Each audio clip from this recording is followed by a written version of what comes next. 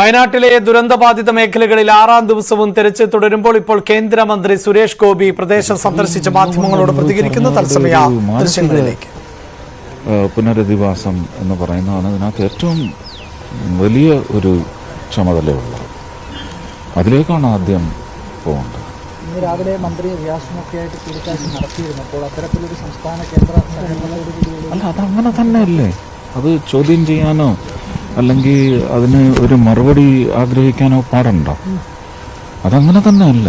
സംവിധാനം അങ്ങനെയാണല്ലോ, അങ്ങനെ തന്നെ ഉണ്ടാവും. നമുക്ക് ആ കണക്ക് കൃത്യമായിട്ട് എടുക്കാനൊക്കത്തില്ല. ഇപ്പം ഡൊമസ്റ്റിക് ടൂറിസത്തിന്റെ കാര്യം പറയുകയാണെങ്കിൽ പോലീസിന്റെ രജിസ്റ്ററിൽ 4 പേരായിരിക്കും ഒരു മുറിയിൽ. പക്ഷേ നമ്മുടെ ഒരു രാജ്യത്തിന്റെ എക്കണോമിക്സ് അനുസരിച്ച് അതിനകത്ത് 8, 10, 12 പേര് ആ മുറിയിൽ താമസിക്കും. ബാക്കിയുള്ളവരുടെ പേര്, എണ്ണം ഒന്നും പോലീസിൻ്റെ കയ്യിൽ കാണില്ല. അപ്പം നമ്മൾ എങ്ങനെ ഒരു കൃത്യമായ എണ്ണം നിശ്ചയിക്കും? അങ്ങനെ 10-12 പേര് കിടന്നുറങ്ങുന്ന ഒരു മുറിയിൽ നിന്ന് ഒരാളെ പിക്ക് ചെയ്താൽ അയാൾക്ക് ഒരു രേഖ നൽകാൻ കഴിയും. ആ മുറിയിൽ ബാക്കി ഇത്ര പേര് കൂടി ഉണ്ടായിരുന്നു. അന്നേരമേ നമുക്കൊരു യഥാർത്ഥ കണക്ക് കിട്ടും. അതാണ് ഞാൻ പറഞ്ഞത്, ശാസ്ത്രം പോലും ഒന്ന് തല കുനിച്ച് നിൽക്കുന്ന അവസ്ഥയാണ്.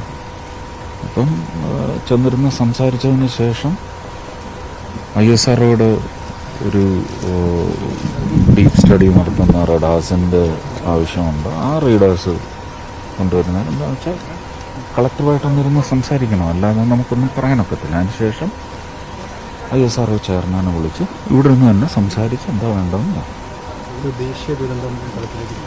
അല്ല, അത് പരിശോധിക്കും. അത് നിങ്ങൾക്കറിയാവുന്ന കാര്യമായിരിക്കും അതെങ്ങനെയാണ്. അപ്പോൾ അത് പരിശോധിക്കേണ്ട കാര്യമാണ്. അതിൻ്റെ സാധ്യത, സാധുത അതെല്ലാം പരിശോധിക്കണം.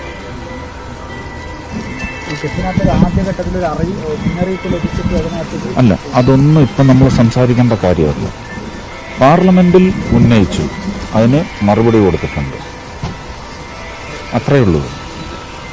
അത് നമ്മുടെ ഇപ്പൊ കരുതലും കരുണയും സ്നേഹവും തലോടലും മാത്രമാണ് വേണ്ടത്. അതിനിടയ്ക്ക് ഇങ്ങനെയുള്ള കാര്യങ്ങൾ നമ്മൾ എഴുന്നള്ളിച്ച് ഒരു അസ്വസ്ഥത വർദ്ധിപ്പിക്കുന്ന ഒരു കാര്യവും ചെയ്യരുത്, അത്രയേ ഉള്ളൂ. അത് പറയുമ്പം ശരിക്കും പറഞ്ഞാൽ ഭയങ്കരമായ വിഷമത്തിലുള്ള ക്ഷോഭം തന്നെ വരും. ഇപ്പം അതല്ല സംസാരിക്കുന്നത്. പിന്നെ മറു ചോദ്യം പാർലമെന്റിൽ ഉന്നയിച്ച ഒരു സബ്മിഷന് എതിരെ കൊടുത്ത മറുപടിയാണ്. അതൊരു മന്ത്രിയുടെ ഉത്തരവാദിത്വമാണ്, അത് പറഞ്ഞേ മതിയാവും. പക്ഷെ അതെടുത്തിട്ട് നമ്മളിപ്പോൾ ഇതിനകത്ത് ബാധിക്കപ്പെട്ടവരുടെ മനസ്സിനെ മഥിക്കരുത്. എല്ലാവരും ഉണ്ടാവും. രാജ്യം ആദ്യത്തെ സ്ഥാനത്തുണ്ടാവും. സംസ്ഥാനം ഉറപ്പായിട്ടും ആ കാര്യസാധ്യത്തിന് വേണ്ടി പ്രധാനപ്പെട്ട ഒരു ഹാൻഡിലായി പ്രവർത്തിക്കും. ഇത്ര പറയാൻ പറ്റും.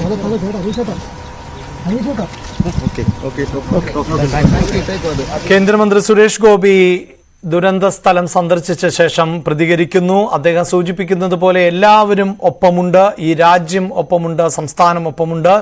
വിവിധ ജാതി മത സംഘടനകളിൽപ്പെട്ടവർ, വ്യത്യസ്ത രാഷ്ട്രീയ സമീപനങ്ങൾ പിന്തുടരുന്നവർ ഒറ്റക്കെട്ടായി ഈ ദുരന്തത്തെ അതിജീവിക്കുക തന്നെ ചെയ്യും. കേരളത്തിന്റെ ചരിത്രം അതുതന്നെയാണ്. ഇതിനു മുമ്പ് 2018 മഹാപ്രളയം കേരളത്തിന്റെ നെഞ്ചു തകർത്തപ്പോൾ പോലും നമ്മൾ അതിനെ അതിജീവിച്ചവർ ആണ്. ആ ആത്മവിശ്വാസം തന്നെയാണ് വയനാട്ടിലും ഉള്ളത്. ചൂരൽമലയിലെ മുണ്ടക്കൈയിലെ ആരും ഒറ്റപ്പെട്ടു പോകില്ല എന്ന് ഇതിനോടകം തന്നെ ഉറപ്പു കൊടുത്തു കഴിഞ്ഞു കേരളം. അതാണ് കേരളത്തിന്റെ മനസാക്ഷി. ഇപ്പോഴും മന്ത്രി അവിടെ തുടരുന്നു, സ്ഥിതിഗതികൾ വിലയിരുത്തുന്നു, ഉന്നത സൈനിക ഉദ്യോഗസ്ഥരുമായി ആശയവിനിമയം നടത്തുന്നുണ്ട്.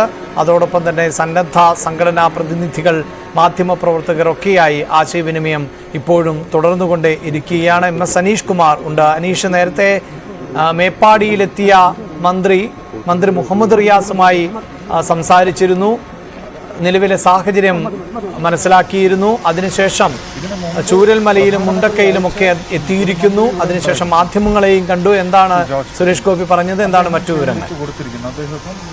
രാഷ്ട്രപതിയുടെ കൂടെ വിദേശയാത്രയ്ക്ക് പോവുകയാണ്. അപ്പോൾ അദ്ദേഹം കൊടുത്തിരിക്കുന്ന റിപ്പോർട്ടുകൾ ഇതെല്ലാം കൂട്ടി വായിക്കണം. വായിച്ചൊരു തീരുമാനത്തിലെത്തിയിട്ടാണ് ഒരു അന്തിമ റിപ്പോർട്ട് ഉണ്ടാകുന്നത്.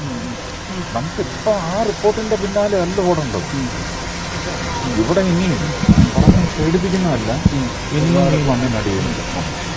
നമുക്കും നല്ല പറഞ്ഞ ശാസ്ത്രം തലകുനിച്ച് നിൽക്കുക. നമുക്ക് നല്ല ബോധ്യമുണ്ട് ആ കാര്യത്തിൽ. നമ്മൾ അതിൻ്റെ ഒരു ഫോക്കസിൽ നിൽക്കണം. കിട്ടാത്തവർക്കൊന്ന് കണ്ടാൽ മതിയായിരുന്നു എന്ന്, ജീവൻ വേണ്ട, കണ്ടാൽ മതിയായിരുന്നു എന്ന് പറയുന്ന വേദനയില്ല. ജീവനില്ലേലും കുഴപ്പമില്ല, ഒന്ന് കണ്ടാൽ മതി. അവരിനി ശേഷിച്ച ജീവിതകാലം മുഴുവൻ ഇവിടെ എവിടെയോ ഉണ്ടെന്ന് പറഞ്ഞ് എങ്ങനെ കിടന്നിറങ്ങും? അതൊക്കെ ആയിരിക്കണം ഇപ്പോഴത്തെ. യെസ്, മന്ത്രിയാണ് മാധ്യമങ്ങളോട് പ്രതികരിച്ചത്. ഇപ്പോൾ അനാവശ്യമായ രാഷ്ട്രീയ വിവാദങ്ങൾക്ക് ഏറ്റുമുട്ടലിനോ ഉള്ള സമയമല്ല. തെരച്ചിൽ ഊർജിതമായി മുന്നോട്ട് കൊണ്ടുപോവുക. ഒപ്പം ദുരന്തത്തെ അതിജീവിച്ചവർ ക്യാമ്പുകളിൽ തുടരുന്നു. ആ ക്യാമ്പുകളിൽ കഴിയുന്നത്ര സജ്ജീകരണങ്ങൾ ഒരുക്കുക. അതിനുശേഷമാണ് പുനരധിവാസം ഉൾപ്പെടെയുള്ള കാര്യങ്ങളെക്കുറിച്ച് ചിന്തിക്കേണ്ടത്, ചർച്ച ചെയ്യേണ്ടത്. പാർലമെന്റിലടക്കം നൽകിയിട്ടുള്ള ചോദ്യങ്ങളും ഉത്തരങ്ങളും ഒന്നും ഇഴകീറി ചർച്ച ചെയ്യേണ്ട ഒരു അവസരമല്ല, സമയമല്ല ഇത് എന്ന് മന്ത്രി പറയുന്നു. പുനരധിവാസ പ്രക്രിയയ്ക്ക് അടക്കം കേന്ദ്രത്തിൻ്റെ സഹായമുണ്ടാകും. പക്ഷേ അത് ഔദ്യോഗികമായി സംസ്ഥാന സർക്കാർ ആണ് ആവശ്യപ്പെടേണ്ടത്.